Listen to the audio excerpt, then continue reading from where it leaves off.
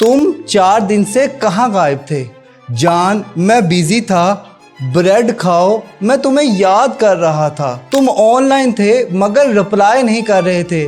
जान, मेरा मूड ठीक नहीं था। तुम ये ब्रेड खाओ, मैं तुमसे बहुत प्यार करता हूँ। तुम्हें इस रिलेशनशिप में रहना है या नहीं रहना? जान, मैं तुमसे बहुत प्यार करता हूँ। ये ब्रेड खाओ, अभी बस हालात ठीक नहीं है। नार्सिसिस्ट जब आपको चीट करते हैं उसके बाद आपको मैनिपुलेशन की उस सतह पे ले जाते हैं जहाँ पे ना आपको छोड़ता है ना आपके साथ रहता है।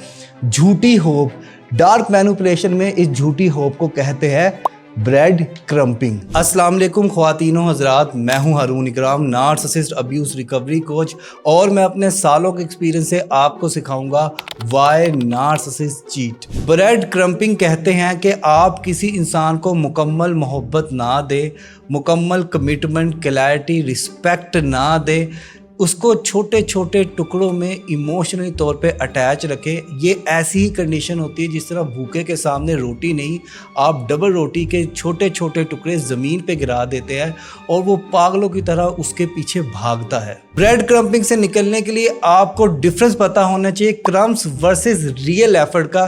क्रम्स से मुराद ये है सिर्फ वर्ड्स, और रियल एफर्ट से मुराद है रिपीटेड एक्शन।